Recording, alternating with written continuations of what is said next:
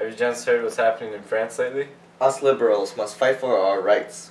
Yeah, I agree. We need national autonomy, full civic liberties, and universal suffrage. Following their demands, students and workers in Vienna took to the streets in revolt. Let's take a look at how this all worked out.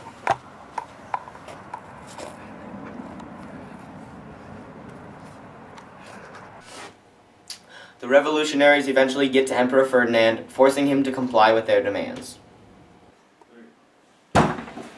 Give us what we want. Alright, I'll give you civil reforms and a liberal constitution. With all the commotion going on, Prince Metternich fled towards London.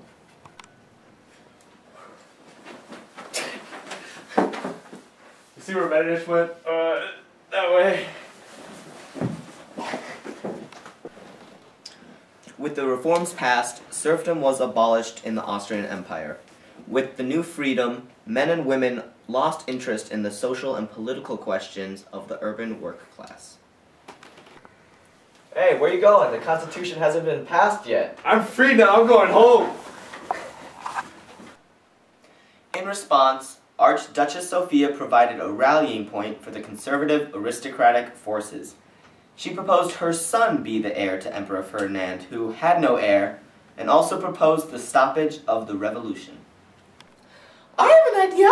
My son should be the heir to the emperor. Isn't that right, Frankie? Okay. And we should crush the revolution. With the counter-revolution, the Austrian army attacked the students and working-class radicals in Vienna. They retook the city, causing more than 4,000 casualties.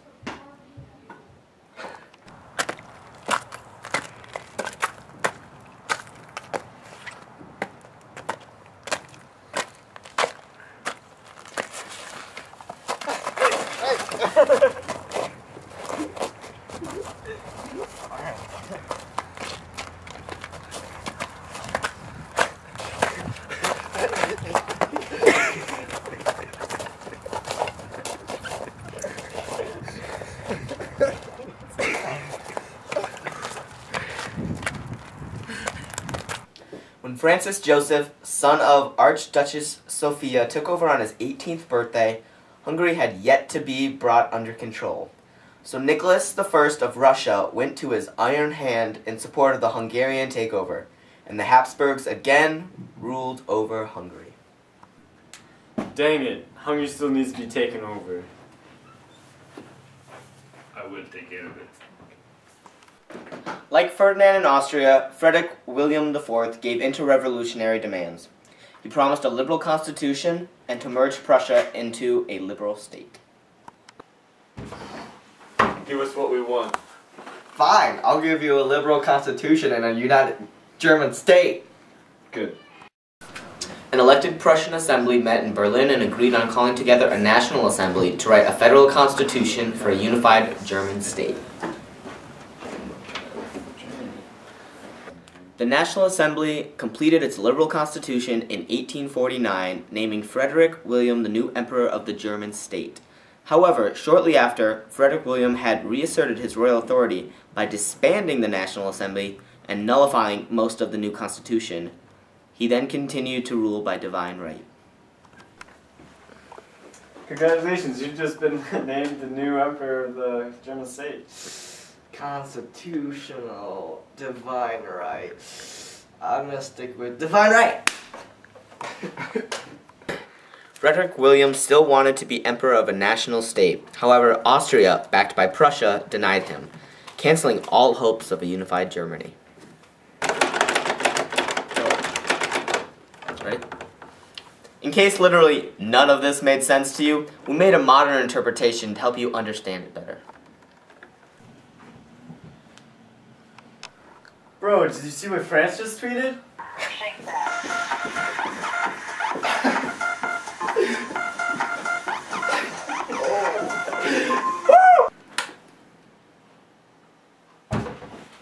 You best be getting us what we want. Chill, chill, chill, chill, chill. You got it. See where Metternich went?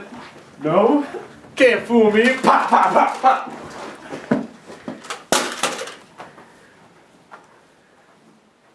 Oh.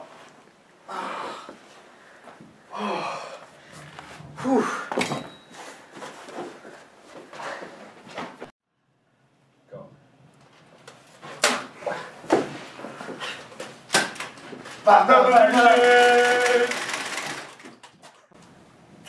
where you going? Man, I'm free now and it's a Saturday night. I'm partying, homie. Boy. Son, you gonna be in charge. Cool. We gonna kick this revolution's butt. Let me see the emperor.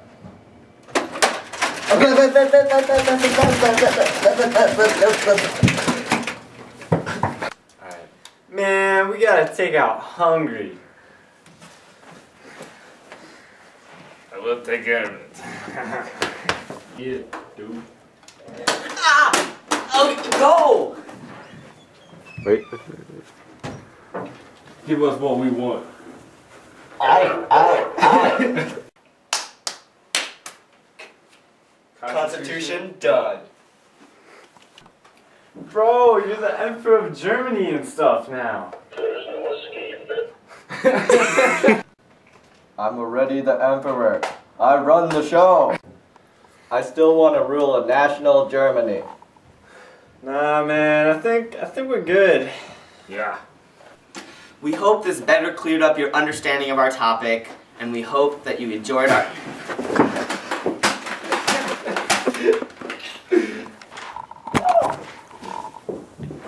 Oh. We hope you enjoyed our topic of the Austrian Revolution and the Frankfurt Assembly.